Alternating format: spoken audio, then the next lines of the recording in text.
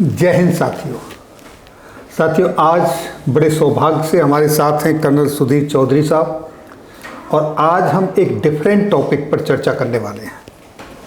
Topic कोई भी हो, मेरा लक्ष्य तो एक ही रहता है कि अपने पूर्व सैनिकों का और उनके परिवारों का कैसे वेलफेयर हो, कैसे उनका भला हो। मुझे तो कहीं भी वही चीज़ नज़र आती है। और मेरे सामने एक ये मैगजीन है, शायद आप देख रहे होंगे।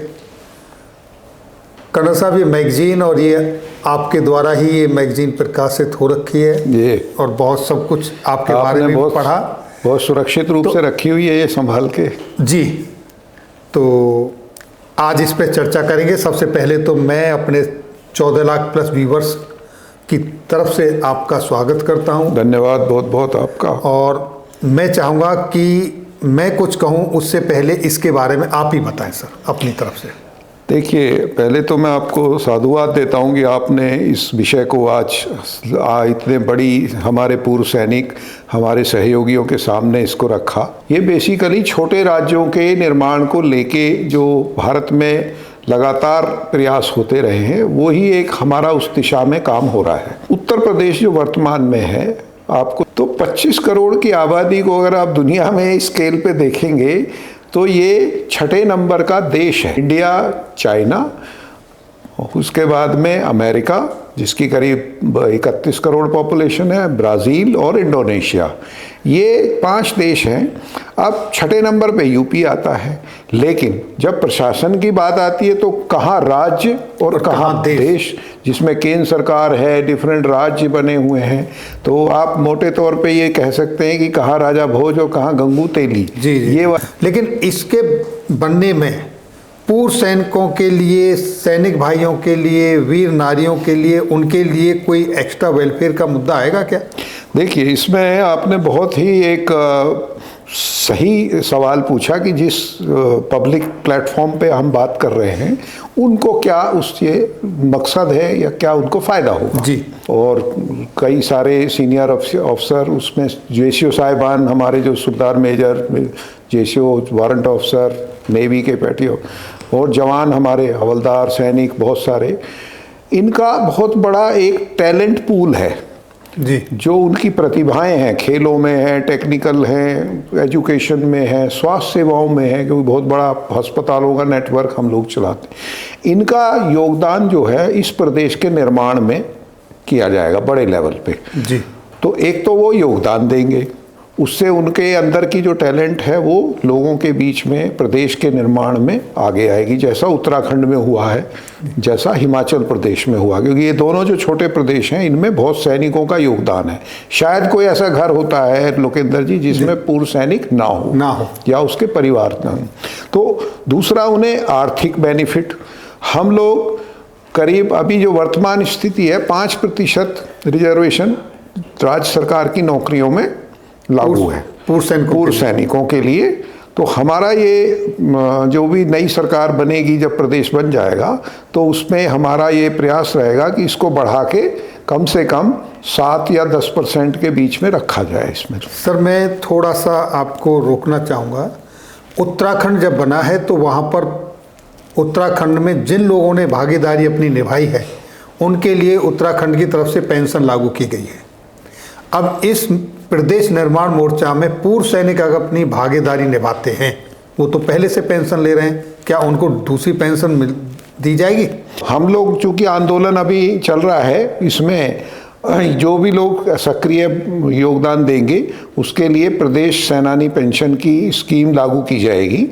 ये प्रदेश निर्माण होने के बाद में इसका लाभ पूर्व सैनिकों को भी मिलेगा, क्योंकि दोनों स्थिति अलग अलग हैं। जो उन्हें वर्तमान पेंशन मिल रही है, वो पेंशन उनको सेना में उनका जो योगदान रहा, उन्होंने जो सेना के लिए कार्य किया, उसकी मिल रही है। जी। जो लोग अब आंदोलन में, प्रदेश निर्माण में भाग ले रहे हैं, उनका काम कर रहे हैं, अपना समय दे रहे हैं, अपनी मेहनत कर रहे हैं, उन लोगों के लिए जो भी नियम हैं प्रदेश सेनानी पेंशन का, वो विशेष तौर पे पूर्व सैनिकों के लिए भी पूर्ण रूप से लागू रहेगा। और मैं इसमें स्पेशली कहना चाहूँगा जो पैरामिलिट्री के लोग हैं जी, PSF है, ITBP है, CRPF है, इनका भी बहुत विशेष योगदान, स्पेशली जो वर्दीधारी हमारे जो कार्य होते हैं उसमें हम लोग उनको नौकरियां भी देंगे और उसके लिए नीति बनाई जाएगी कि उनका विशेष योगदान जो ट्रेनिंग किए हुए हैं उनकी उसका उपयोग हो बहुत बेहतरीन तरीके से। जी।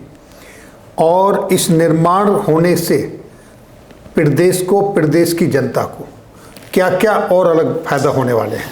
सबसे पहला इसमें आता है आपका GDP में योगदान। जी। तो भारत की जो वित्त मंत्रालय का वेबसाइट है, सबसे ऊपर है महाराष्ट्र जी, जिसका 14% योगदान है।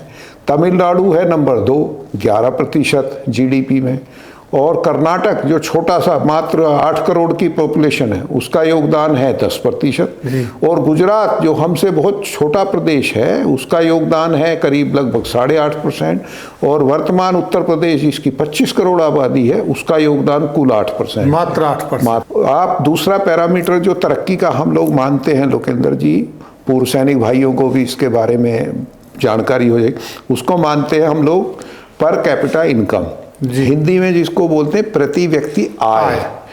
तो आपको ये हैरानी होगी कि वर्तमान में उत्तर प्रदेश जो है वो सबसे आखिर में खड़ा है। 69,000 पर ईयर जी जो आय है वो हमारे उत्तर प्रदेश की है पूरे की। हमारे से पीछे मात्र एक प्रदेश है, उसका नाम है बिहार। इतना बड़ा राज्य है। अगर मैं जुडिशरी की बात करूं, क्योंकि कई बार देखते हैं इलाहाबाद हाई कोर्ट में जाना हो, अगर हम यहाँ से मेरठ से, सहारनपुर से यहाँ से इलाहाबाद हाई कोर्ट की दूरी नापें तो 700 से 900 किलोमीटर के बीच में बैठता है। क्या आज के दौर में इतनी दूरी पर जाके आपने अपना केस लड़ना, अप्रोच करना, ये कहीं आपके प्रोग्रेस में, आपके प्रदेश के निवासियों के हित में है? देखिए, ये जो आपने बहुत ही महत्वपूर्ण एक बात कही कि जो वर्तमान दूरी है, हमारे प्रशासन जहाँ लखनऊ से चलता है, राजधानी वहाँ है, हाई कोर्ट इलाहाबाद है, जो न्याय प्रणाली है, ये बहुत ही बड़ा क्रूर मजाक है हमारे लोगों के साथ। खाली पश्चिम उत्तर प्रदेश के साथ नहीं, ये देवरिया जैसे जो पूर्वांचल के ज़िले हैं या चित्रकूट, झांसी जो बुंदेलखंड के हिस्से, उन लोगों को भी 300-400 किलोमीटर दूर आना पड़ता है। सर, मैंने जब मैं जॉब में था कई बार पढ़ा है, मैंने पढ़ा है कि पहले प्रधानमंत्री पंडित जवाहरलाल नेहरू जी ने भी एक मुद्दा उठाया था राज्यों के गठन का 1953 में। मायावती जी की सरकार में भी 2011 में ये मुद्दा उठा था और कहीं ना कहीं ये मुद्दा बीजेपी सरकार ने भी उठाया, लेकिन इस पे काम क्यों नहीं हो रहा? देखिए, वो जो आपने बात कही, मैं उसको आगे बढ़ाते हुए, वर्तमान सरकार जो निर्णय लेने का ये काम है वास्तव में लोकेंद्र जी केंद्र सरकार का जी। इसमें राज्य सरकार का कोई विशेष भूमिका नहीं है। वो मायावती जी की सरकार ऑलरेडी से भेज चुकी है और रिकमेंडेशन जो लंबित है गृह मंत्रालय में, क्योंकि ये स्टेट का डिपार्टमेंट जो है गृह मंत्रालय में हाईएस्ट डिपार्टमेंट से चलता है। जो वर्तमान सरकार है हमारी भारतीय जनता पार्टी की, इन्होंने 2005 में जो भुवनेश्वर में इनका राष्ट्रीय असेंबली हुआ था, उसमें प्रस्ताव पास किया था राष्ट्रीय असेंबली में कि छोटे राज्य बनने चाहिए जिससे देश में विकास होता है, लोगों को प्रशासन मिलता है, न्याय मिलता है। और इन्होंने बनाए भी हैं। चारों जो राज्य बने थे, उत्तराखंड में, छत्तीसगढ़ में, झारखंड में इनकी सरकार थी उस समय, अटल बिहारी वाजपेयी जी के समय में राज्य बने। तेलंगाना में भी इनका योगदान रहा 2012 में।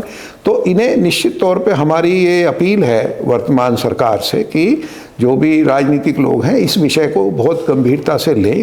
75 जिले जो वर्तमान में हैं, मैं तो एक चीज़ के कहता हूँ, अगर कोई भी प्रदेश का मंत्री या प्रदेश का कोई अधिकारी 75 जिलों के नाम एक बार में गिन दे तो हम इस चीज़ को मान लें कि ये प्रशासन करने लायक है। जब आपको नाम नहीं मालूम पूरे, तो आप कैसे शासन चलाएंगे, कैसे अधिकारी कर्मचारियों से काम लेंगे?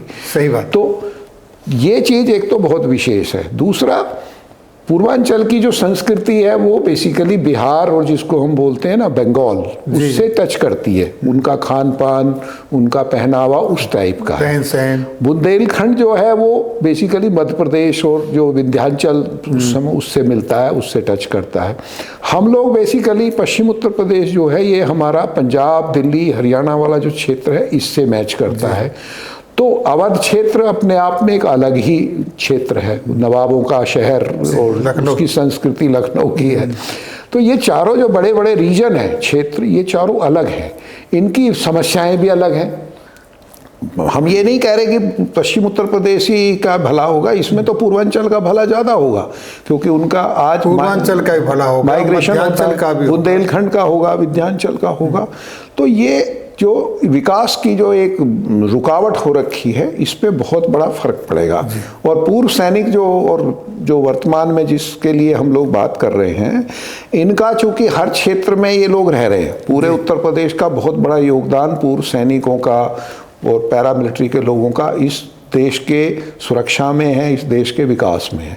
तो उन्हें एक मौका मिलेगा इसमें काम करने का। और बाकी अगर आगे के लिए हम लोगों को कोई और भी सुझाव पूर्व सैनिकों की तरफ से आपके YouTube चैनल या आपके माध्यम से आएंगे, उनको भी हम इसमें शामिल इंक्लूड करेंगे। जी। अगर पूर्व सैनिकों की आप बात करें तो मुझे बड़ी ही पीड़ा होती है उस वक्त जब मैं देखता हूँ कि रिटायरमेंट के बाद हमारा पूर्व सैनिक कहीं चौकीदारी कर रहा है, जगह जगह पर चौकीदारी में ही मिलता है, सिक्योरिटी में मिलता है। एक जवान जो बोफोर्स को डिसमेंटल करके और फिर अगेन असेंबल कर लेता है, उस जवान को किसी सिक्योरिटी के लिए लगा देना, ये कहीं वाजिब है? ये जो आपने कहा कि पूर्व सैनिक जो सुरक्षा के लिए कहीं पे चौकीदारी कर रहा है, उसको बहुत बड़े मौके मिलेंगे, हजारों नहीं लाखों में मिलेंगे। कारण बहुत सारे नए विकास के धाराएं निकलेंगी, उद्योगों का विकास होगा। अब क्या है, वर्तमान उत्तर प्रदेश के दो बड़े सेंटर हैं जहाँ पे विकास की आपको दिखती है कि तरक्की हो रही है। एक है आपका NCR, जिसको आप ये गाजियाबाद, नोएडा और मेरठ क्षेत्र मान लीजिए। दूसरा है कानपुर, लखनऊ, थोड़ा बहुत इलाहाबाद ले लीजिए। बाकी तो सारा का सारा ठप है मामला। ये तो सब सरकार जब सहयोग करेगी तो सब विकसित होंगे। यानी कि चारों का विकास होगा, चारों जगह अपॉर्चुनिटियाँ मिलेंगी, तो वो देश का विकास होगा। देश का विकास होगा जी। तो साथियों, बड़ी बेबाक अपनी राय रखी कर्नल सुधीर चौधरी साहब ने। मैं भी ये कहना चाहूँगा कि अगर ये प्रदेश बनता है तो प्रदेश के आम जनता के साथ साथ हमारे पूर्व सैनिकों का भी भला होगा, उनको डबल पेंशन मिलेगी। तो ये एक बड़ी खुशी की बात है और इससे अच्छी कोई बात ही नहीं हो सकती कि जो इलाका पिछड़ा हुआ है, जो 700-800 800 किलोमीटर की जर्नी करके न्याय के लिए जाते हैं, उनको अपने हाई कोर्ट भी मिलेंगे, अलग अलग तरह के रास्ते खुलेंगे और इस तरीके से ना आपका व्यक्तिगत तौर पे बल्कि चारों प्रदेशों का, पूरे प्रदेश का भला होगा। कुल मिला के देश विकसित करेगा और देश का विकास भी होगा, देश भी विकसित होगा। तो आपके लिए आज जो आपने अपना बहुमूल्य समय निकाल के बेबाक अपने विचार रखे, उसके लिए बहुत बहुत धन्यवाद। मैं आपको साधुवाद देना चाहूँगा और कि इस चीज़ को आपने आज आम हमारे सैनिक और सैनिक परिवारों के बीच रखा और आम जो लोग हैं वो भी इससे कहीं ना कहीं इस जानकारी से प्रभावित होंगे और सरकार भी इसका संज्ञान लेगी ताकि इसका काम जल्दी शीघ्रता से हो। धन्यवाद बहुत। ओके सर, जय हिंद, जय जय भारत।